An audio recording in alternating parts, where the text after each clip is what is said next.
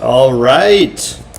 Welcome everybody to today's live stream. I'm just going to check to see if everything's working. If you can hear me, if you can see me, can you please write the word yes in the chat? If you can hear me, if you can see me, please write the word yes in the chat so I know everything is working.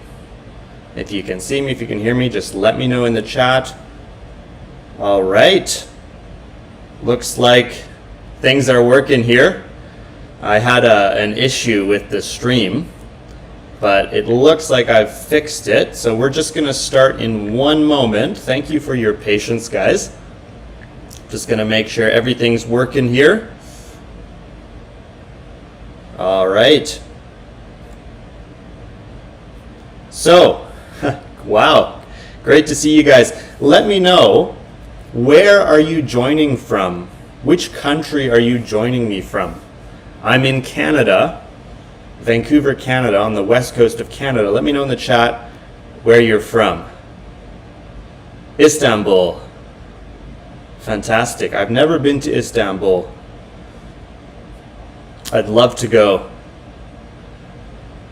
Let me know, where are you guys joining from? India, Hungary, Pakistan, Germany, Nigeria, Italy, Dominican Republic. Wow, wonderful. We have students from all over the world, which is awesome. So let's get into today's workshop. Today, I'm going to teach you how to improve your English for your career. Obviously, this is a very big topic. We can't go through everything today, but I'm just going to give you some phrases and some useful information you can apply to your workplace. If you have to speak English at work, or maybe in the future you're going to have to speak English at work, this is going to be very useful for you. So, I'm going to give you 3 ways to express yourself in meetings. Actually, I'm going to give you more than that, but I'm going to give you a bunch of useful vocabulary, useful phrases you can use. I'm going to give you a 30-second structure for explaining your work. If you ever have to talk about your work, maybe your boss asks you what you're doing or how things are going, then this 30-second structure is going to help you. We're also going to talk about small talk. If you know what small talk is, you probably also know that it's not easy. Small talk is difficult. Making conversation with strangers, maybe you're in the elevator, you have to talk to colleagues in the elevator. It's not easy, but it's very important. And lastly, I'm going to give you a simple email format that gets replies. Writing emails is easier than ever thanks to ChatGPT and Claude and Gemini, but that doesn't mean you shouldn't know how to do it yourself, and I'm going to give you this structure which will help you craft good emails. And lastly, there is going to be a chance to join my online programs. I see some of you guys in the chat are already in the programs, which is wonderful, but if you'd like to join, I'm going to explain a bit more about that later. So stay tuned, watch until the end, and let's get started. Oh, you really do need a pen and paper. So if you are joining us today and you do need English for work, please grab a pen and paper, because I'm going to give you some useful phrases you can use, and I'd like you to write them down. Your only job will be to memorize them and to implement them. I'll give you the phrases, but you do have to write them down. You have to memorize them. You can also take a screenshot if that's easier for you, or you can do things the old school way and grab a pen and paper. Now, you don't need to know 5,000 words. A lot of people have this misconception that you need to memorize phrases and words, and you do, but you don't need as many as you think, okay? I'll explain what I mean in a sec. Now, before I start, I just want to introduce myself. My name's Michael. I was born and raised in Vancouver, Canada. I have my Cambridge CELTA, which is a certificate in English language teaching to adults.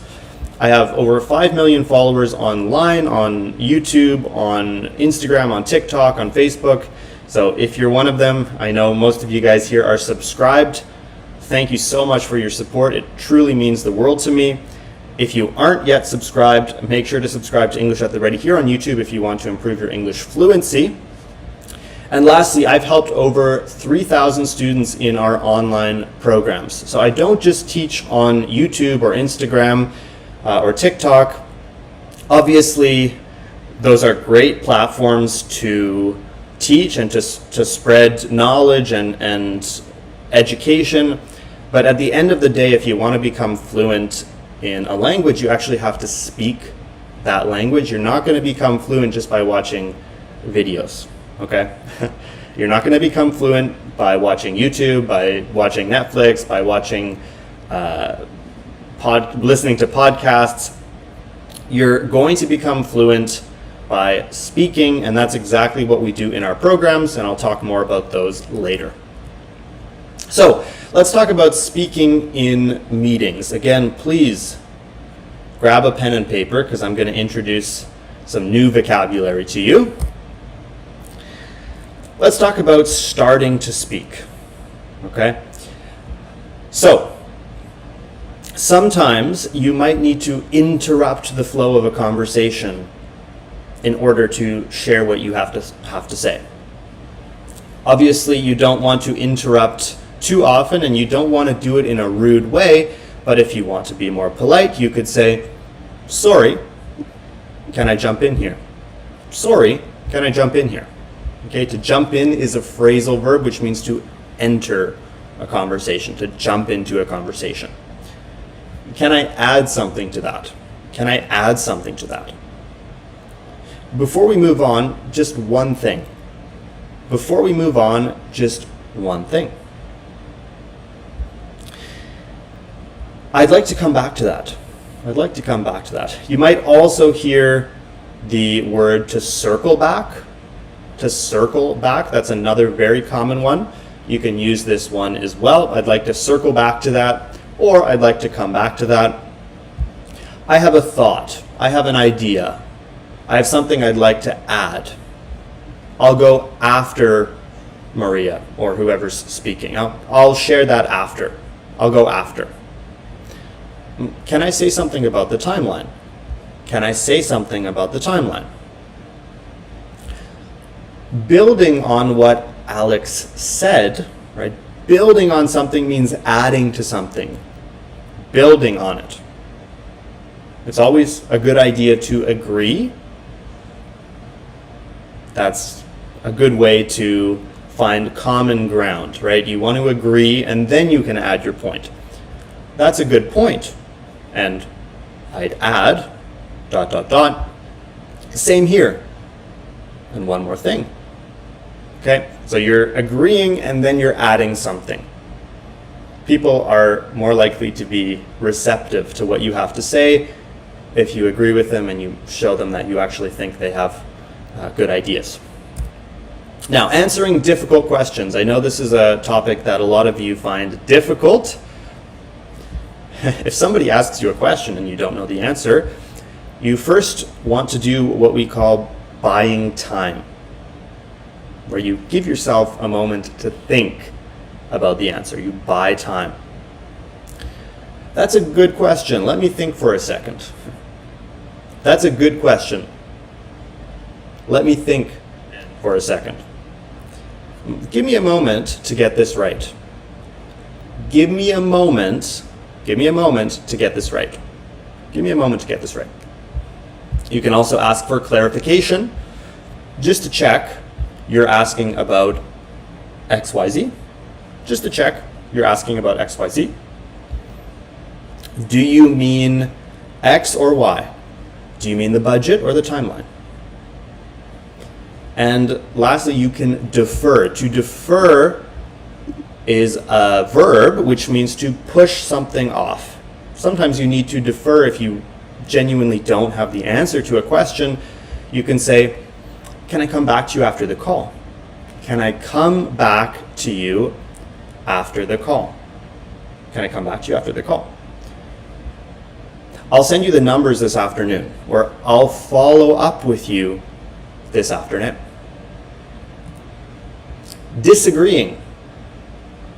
Sometimes you will have to disagree, and it is an art form to disagree in a polite manner. I see it a bit differently. I'm not sure that holds. Here's why. Can I offer a counterpoint? A counterpoint is an opposing argument. Okay? Can I offer a counterpoint? You might want to flag a risk. One thing that worries me is, what happens if that slips, or what happens if that fails? Right? Slips here just means fails, right? What happens if that fails or that doesn't work? That assumes X, but do we know that? Right? That assumes.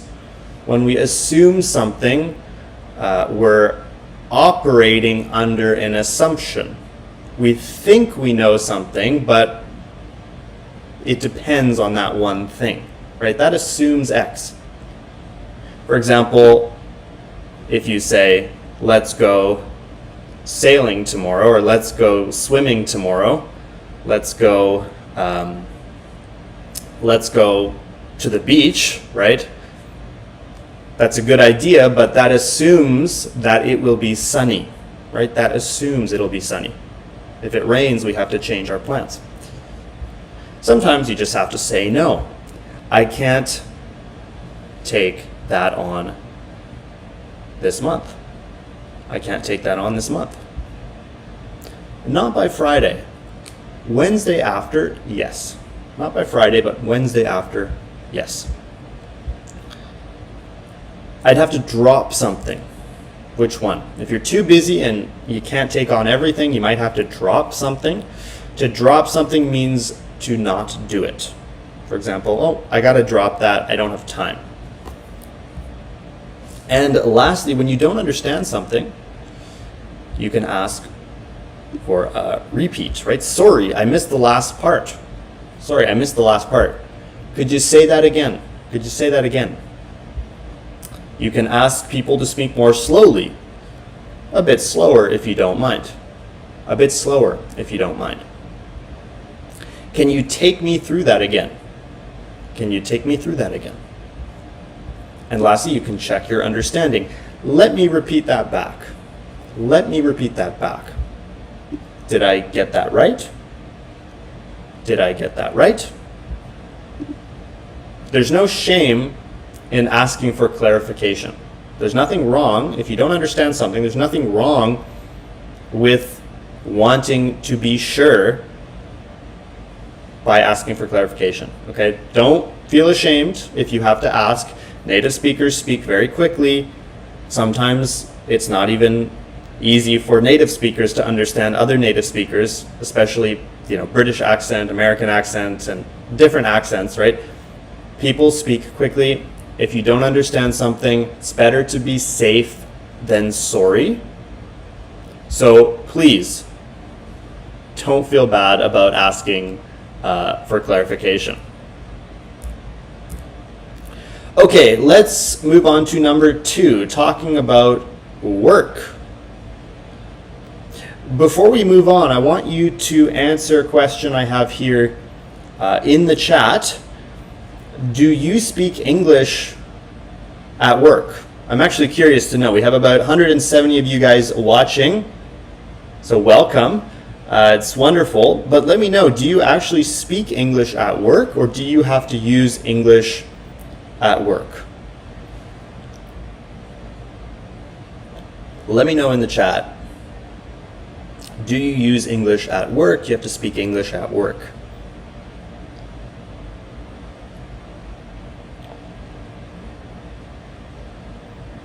Yes, this is a live stream. I'm live right now. Some of you guys do. Some of you don't. Sometimes. Yeah.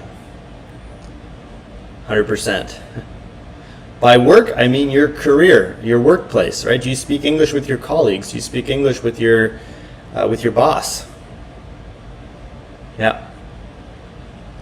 Okay, let's continue and move on to the second section here. We're going to touch on this briefly, talking about your work.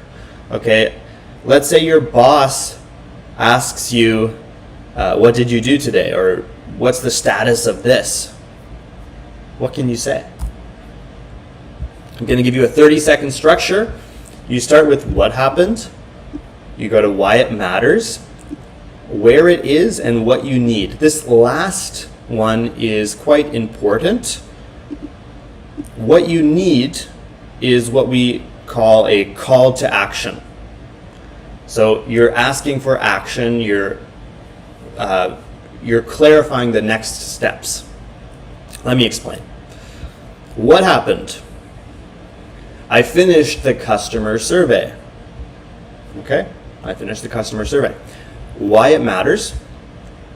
Most people are leaving because of setup, not price.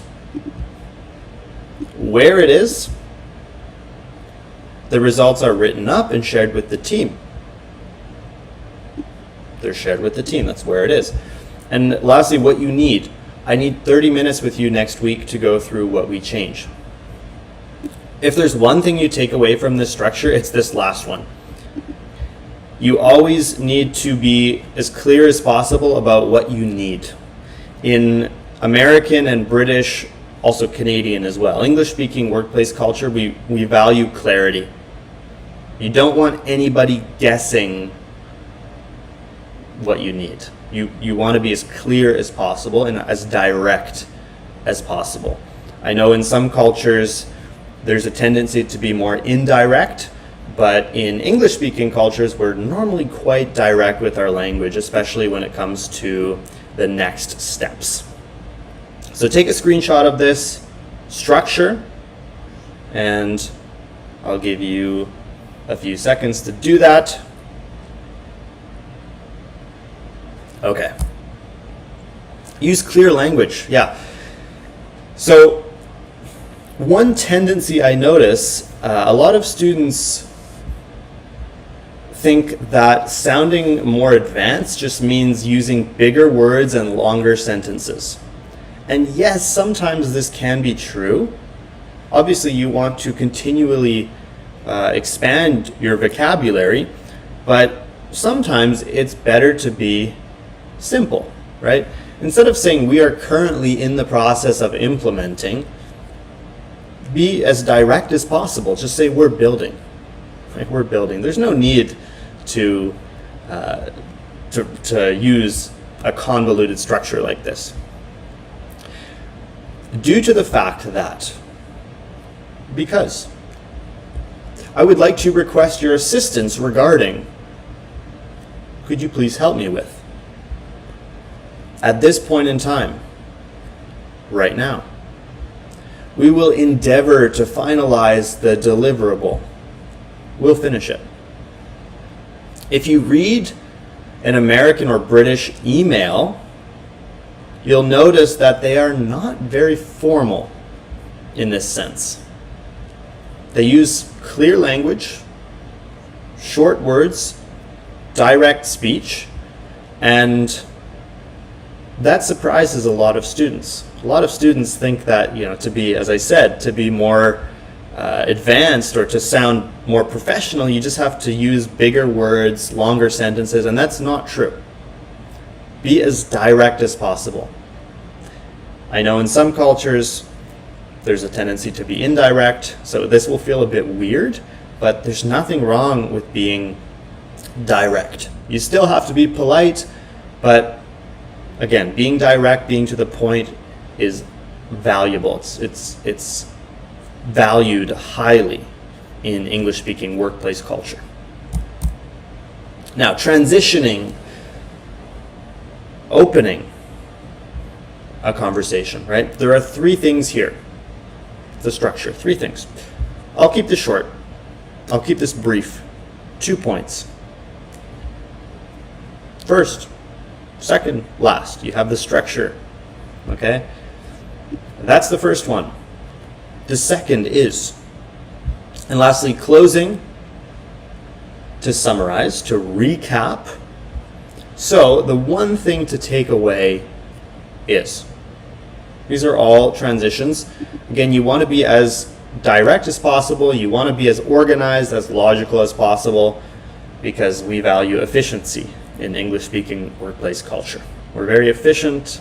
Not everybody is, but that's the ideal, right? To be efficient, to be direct, and to communicate openly. That's how things get done. Small talk. Let me know in the chat if you find small talk difficult. If you find small talk difficult, let me know in the chat. This is something that a lot of students find very difficult. Small talk. Making conversation with strangers. Maybe you're at a networking event. Maybe you're in the elevator. Let me know in the chat if you find small talk difficult.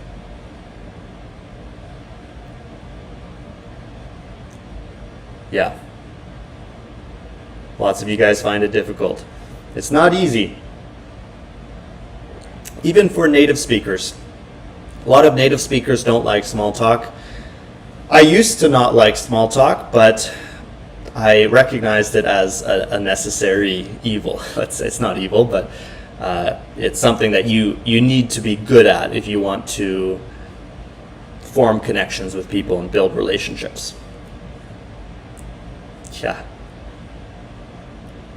Boring, that's fair. It is, yeah, it's very surface level. It's not very deep or profound. So, starting the conversation. How's your week going? How's your day going? How's your how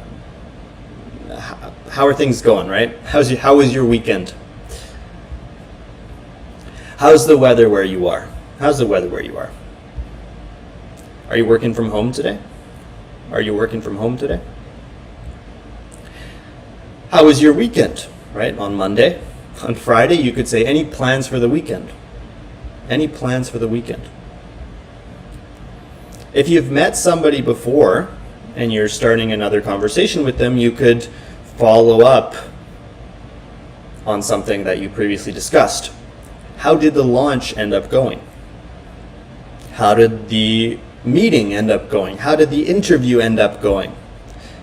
Did you get that trip booked? Did you get that project finished? Etc. So take a screenshot of this, because small talk is not difficult if you have the right sentences. If you have the right phrases memorized, it's not difficult at all. Take a screenshot. I'll give you one moment and then we will continue. Okay. Answering. This is something that trips a lot of students up. When somebody asks you a question, you need to, it's like playing a game of ping pong, right? You hit the ball to the other side, to the other person, and then they hit it back to you, and then you hit it back to them, and vice versa, right? If you just answer with, good, thanks, the conversation dies. You don't want to do this. You want to send the ball back to the other person, right? Pretty good. Busy week, but I got out hiking on Saturday. How about you? How about you? Save this phrase, these 3 words. How about you? You can really use it in so many different situations. How about you? Fine, right? I'm fine. Not bad. We just finished a big project, so it's calmer now. How's your side? How's your side, right? How are things on your end? How's your side? Yes, I'm from Poland. Yes, Warsaw originally, but I moved to Berlin 2 years ago. Where are you based? Okay, so you see we're volunteering some information. You don't want to volunteer too much information. It should be 50-50, right? 50% you and 50% the other person. And you always want to continue the conversation by asking the other person a follow-up question. Okay? At the end, here's a great line you can use to leave the conversation. Anyway, I'll let you go. I'll let you go. This is a great one, if you think about it. I'll let you go. It's almost like you're doing the other person a favor by leaving. So it's very humble, but it achieves what you want, right? It ends the conversation effectively without making it sound rude. Anyway, I'll let you go. I'll let you get on with the evening. I won't take up any more of your time. Very effective. Okay, very polite, very diplomatic. Save this line. Anyway, I'll let you go. Let's talk about the 3-second rule, which is the key to making small talk. This applies to any conversation. If you feel nervous to speak English, actually, let me know in the chat. Do you feel nervous to speak English? Let me know in the chat. Do you feel nervous to speak English? Yeah, very, very common. Very common.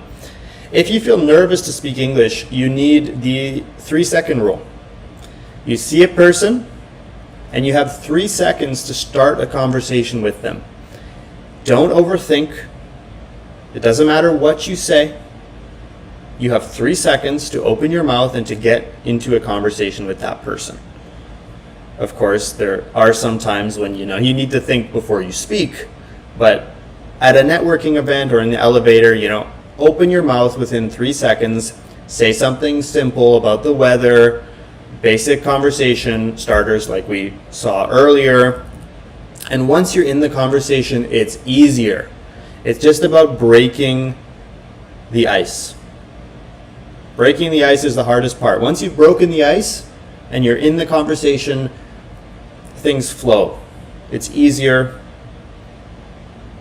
and you don't really have to worry so much about things, but you just got to get into that conversation. And that's why I like the 3-second rule. You give yourself 3 seconds to get into a conversation with somebody, just to open your mouth. Now, let's talk about emails. Let's talk about emails. I know a lot of you use ChatGPT, Claude, or other AI tools like Gemini to write emails, and there's nothing wrong with that.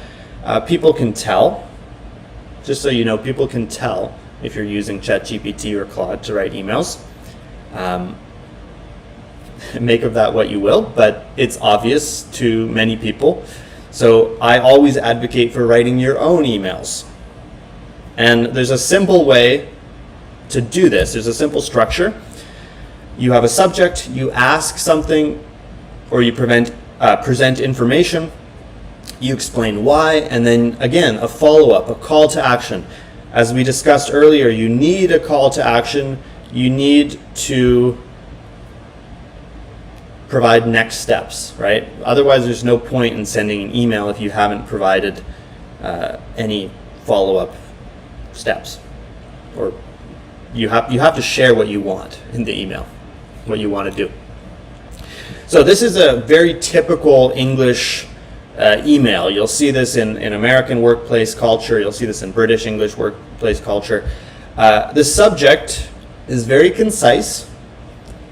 Approve Q3 budget by Friday. Okay, you have a deadline, you have a noun, and you have a verb. You don't need articles like the or a or an in the subject. So it doesn't matter, correct grammar doesn't matter here. Approve Q3 budget by Friday. That's a very concise, simple email subject. You'll also see these when you're reading news articles. If you see the headline, if you look at the headline of a news article, you'll see that it doesn't actually use proper grammar, so there are no articles. It's kind of abbreviated like this. Now, open the email with hi, or hi is perfectly fine. There's nothing wrong with hi. Dear is a bit more formal. If you don't know the person, it's a really formal email. You could use dear. But nowadays, especially in the US, most people just say hi. I need your sign off on the attached budget by end of day Friday. Okay, that's your ask, right? That's why you're emailing. Why are you emailing?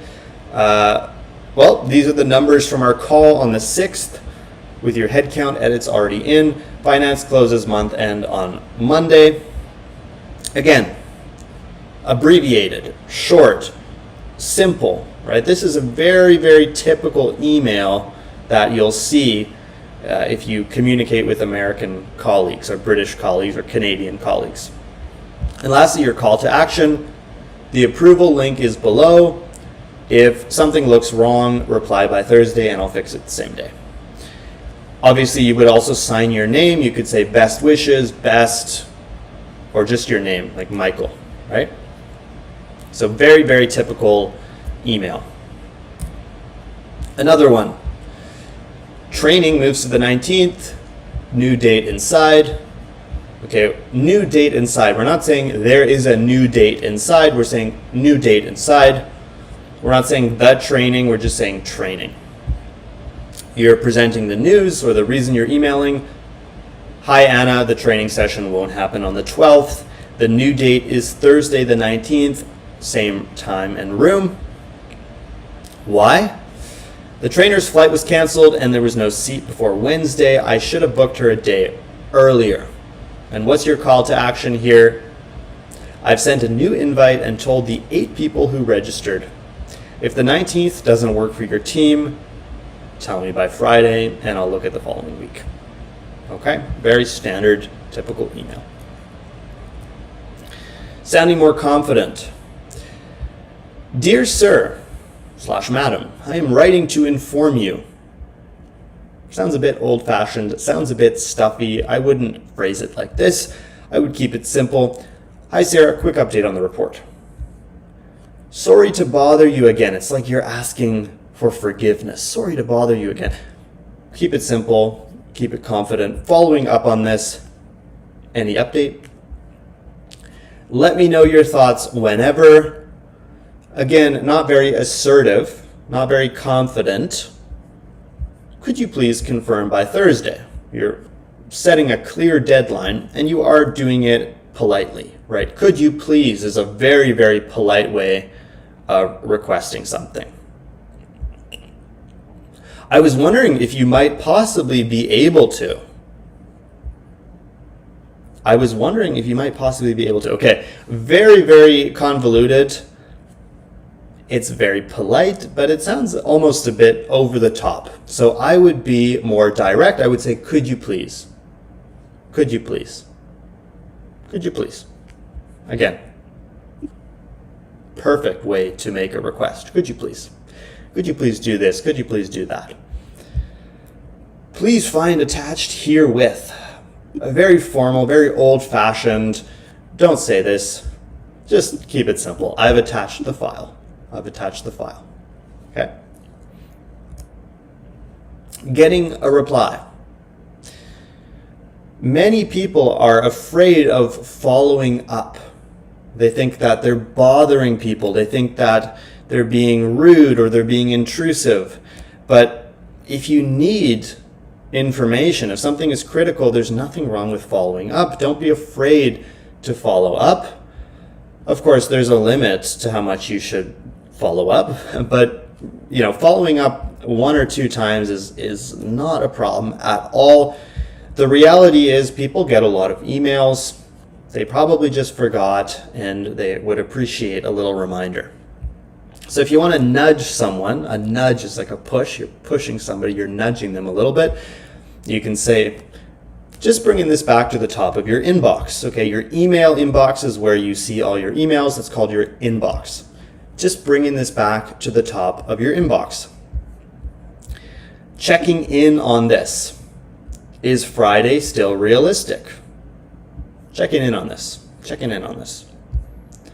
If you need to nudge them again, no rush. But I want to make sure this isn't blocked. should I go ahead without sign off or wait for you? Okay. Again, following up is not bothering anybody if you need the information, if it's critical. So, what I want you to do is to use one of these strategies this week.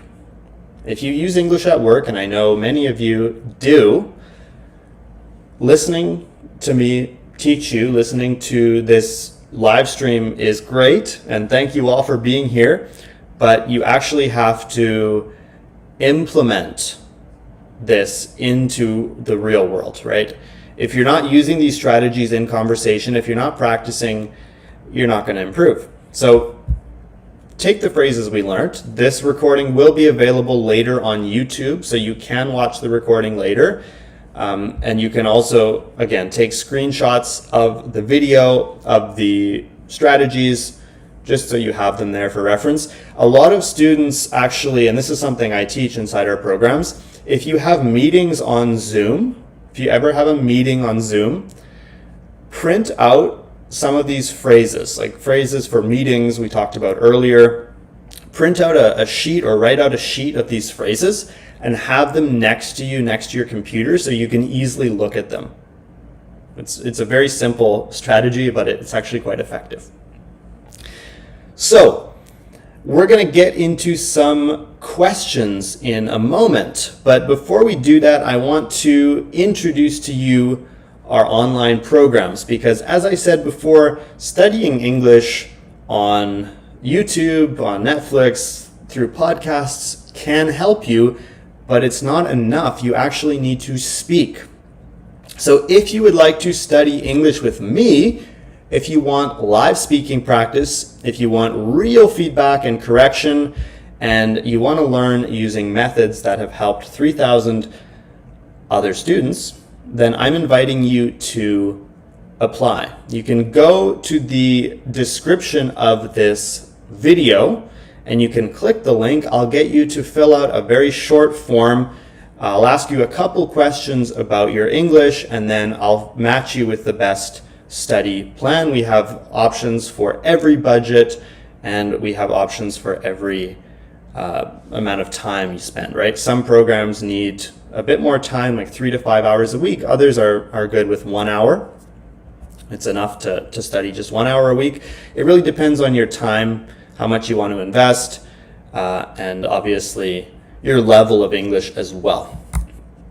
We have private lessons. If you want to study with me privately, that's also an option. We have small group lessons.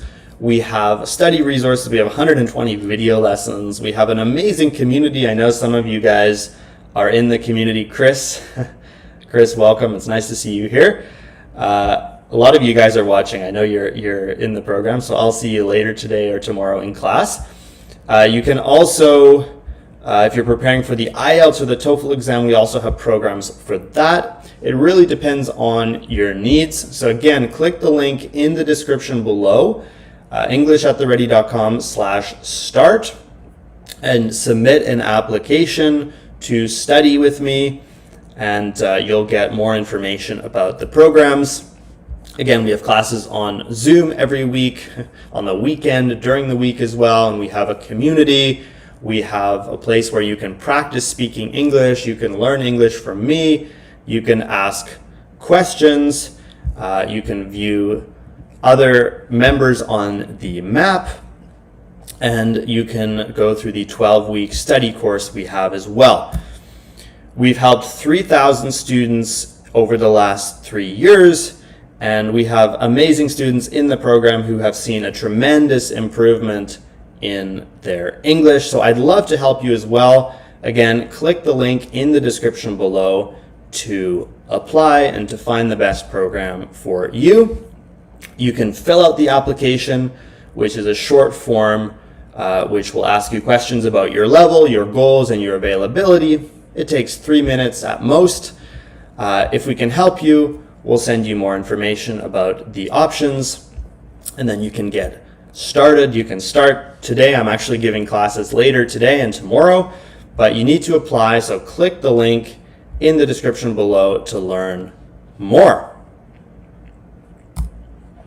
Again, we've helped thousands of students from around the world improve their English speaking skills, vocabulary, English for their career, their listening skills, their pronunciation, their accent. So if that's you, if you want to improve your English, click the link in the description below to apply. I really want to see you in class. And of course, if you have any questions about today's class, about the programs, I'm going to open the floor now. So I'm going to answer your questions.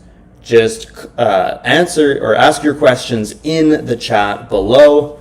I'll give you a few minutes here and we can go through these together.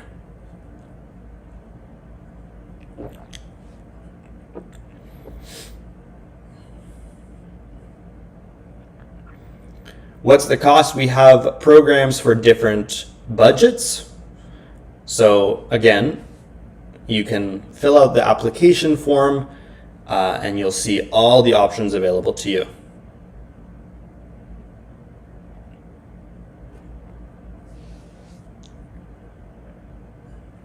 We do have private classes as well. We have group classes, we have private classes. Again, fill out the form and you can learn more about that. It's in the description.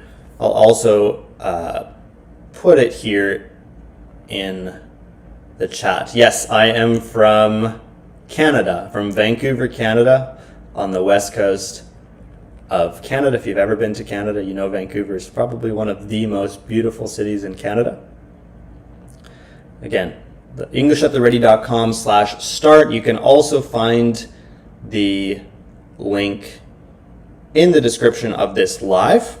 Okay, I want to see you in class. I want to help you improve your English. I'm giving classes today and tomorrow. I give classes every single weekend. The time difference, good question. So we have students in Asia, in Europe, in North America, South America, Africa, Australia. So we have classes at different times. Depending on your time zone, you can find a time that works for you. Yeah, you can see, you can set your time zone here. So I'm in Vancouver, but we have classes also in different time zones. Yes, morning time here.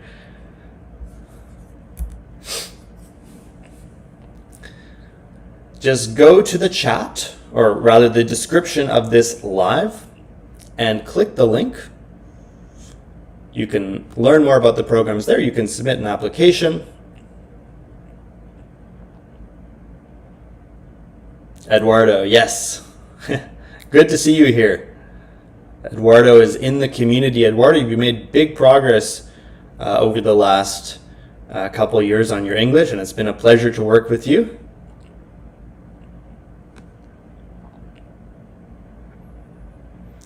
I'm happy to answer any questions you have about speaking English, about your vocabulary, about your pronunciation, about the programs. Let me know in the chat if you have any questions. I'd love to answer your questions.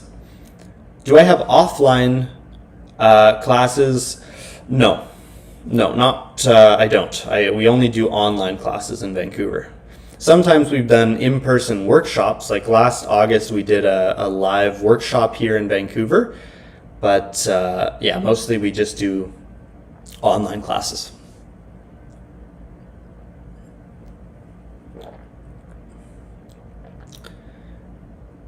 Thank you for your support, guys. It means the world to me. How can you study by yourself after the class?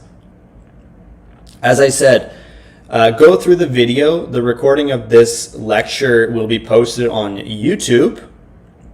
I recommend you study the phrases that we learned. You print them out. You have them next to you on your desk. So next time you're at a meeting, next time you're speaking with your boss or your colleagues, you can actually quickly look at or glance at the phrases next to you. Remember, to improve your English, you have to speak.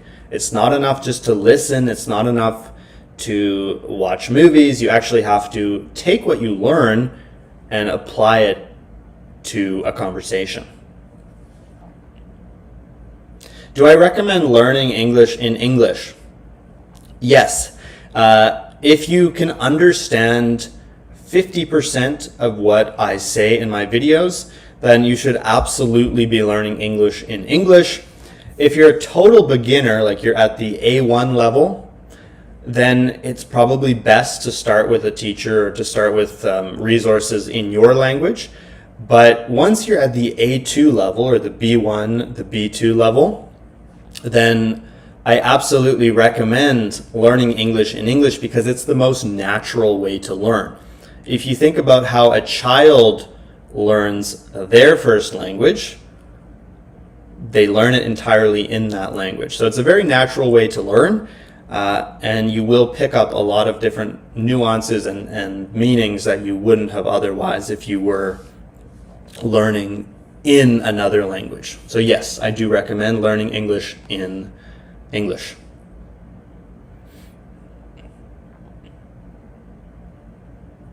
Do you think I can improve your English? Sorry, Camilla, I see your question. My English is B1 and I want to be a translator. Do you think I can improve my English to the C2 level? Sorry, your English is B2. Can you get to C2? In 1 year, it's hard to say. I think it would be possible, but not guaranteed. So you have to spend a lot of time with it. It also depends on you, right? How much time are you spending? How much time can you spend? How motivated are you? How consistent are you? I think it's possible. I obviously don't know your situation, but it's not guaranteed. So one thing we don't do is we don't promise results in a certain amount of time, because it really depends on you. It depends on how often you study, how often you speak. But I would say it is possible. I have known students who have improved from B2 to C2 in a year, but again, it really depends. Is having one perfect format or blueprint of any type of conversation a good idea? I think it helps you to have a framework, not necessarily a script for every conversation, but it definitely helps you to have a framework. And I'll show you this earlier, right? If you know what to say when you're disagreeing, if you know what to say when somebody asks you a difficult question, you can focus more on what you want to say and less on how to say it. So I think it's definitely useful to have a structure, but you don't need to memorize every single line. Oh, Gamza, nice to see you. Community and classes are genuinely so good. Yes, Gamza, you've made great progress over the last few months. It's been a pleasure to see you in class, and you should definitely be proud of yourself. Thank you for your support. I really appreciate it. I work with ocean transportation. Oh, that's interesting. I see English the whole day at the office, technical vocabulary. Yeah, so Raphael, the advice I would give you is to, again, print out some of these phrases. And next time you're on a meeting in Microsoft Teams, have this document next to you, or have these phrases next to you so you can actually look at them. What should you do if you feel stagnant in your English learning process? So if you feel like you've reached a plateau and you don't know how to reach the next level, what should you do? You have to do something differently. What gets you from A1 to B1 is not what gets you from B2 to C1. You might need more speaking practice. You might need more listening practice, right? So what I would recommend you do is you identify your weaknesses. If you find it really difficult to speak, don't focus on listening, focus on speaking. Right? Have as many conversations with as many people as possible. If you find it really difficult to understand English speakers, you don't need to worry as much about grammar, right? You need to worry more about improving your listening skills. So listening to different types of English, British English, Canadian English, Australian English, and whatnot. So think about what you're not good at and work exclusively on that.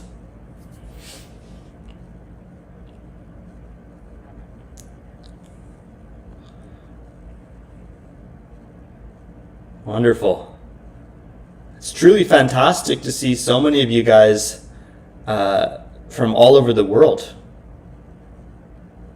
That's something I like a lot about teaching English. I meet students from all over the world, from Asia, from the Middle East, from Africa, from Europe, South America, North America, Australia. And it's truly, truly great to learn about different perspectives, different outlooks, different ways of living. So yeah, that's wonderful. Do you think we should stick to a particular accent? Good question. I think a lot of students worry about this too much. They make a big deal of this when in reality it's not that important. If you live in the US, you should focus on American English. If you live in Canada, you should focus on Canadian English. If you live in Australia, Australian English. You get the point. But English is still English. So don't let that stop you from speaking, right?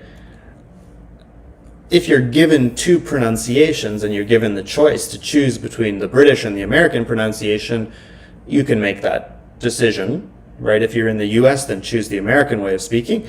If you're in the UK, choose the British way of speaking. But don't overthink it, right? I always encourage, again, the 3-second rule, right? Speak up. If you're ever nervous to speak, if you ever ask yourself, should I speak or should I not? Speak, right? Get into that conversation because that's going to make the biggest difference for you. Faze, it's so nice to see you here in the live and obviously in classes in the community. Again, guys, if you want to study English with me, I give classes every single week. You get live speaking practice, you get real feedback from me and my colleagues, native English speakers. We have private lessons, we have study resources, we have group classes, we have master classes, we have a community. We have basically everything you need in one place to improve your English. If you want to study with me, again, click the link in the description below. There is an application. I want you to fill out the application.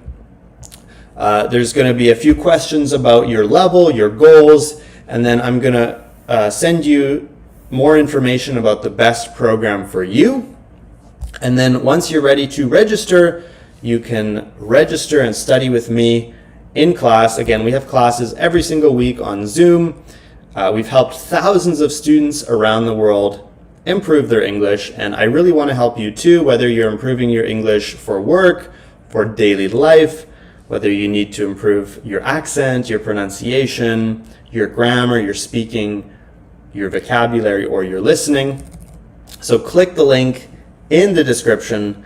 This recording will also be available after the live finishes. We're just going to wrap up in a moment so you can watch this lesson again. If you want to study with me, again, the link is in the description below. Thank you so much for your attendance today. I wish you all the best on your English learning journey, and I hope to be a part of it in the future, whether that's on social media, on YouTube, on Instagram, on TikTok, or in our online programs. Thank you so much, guys. I hope you have a wonderful day. Take care, and I'll see you soon.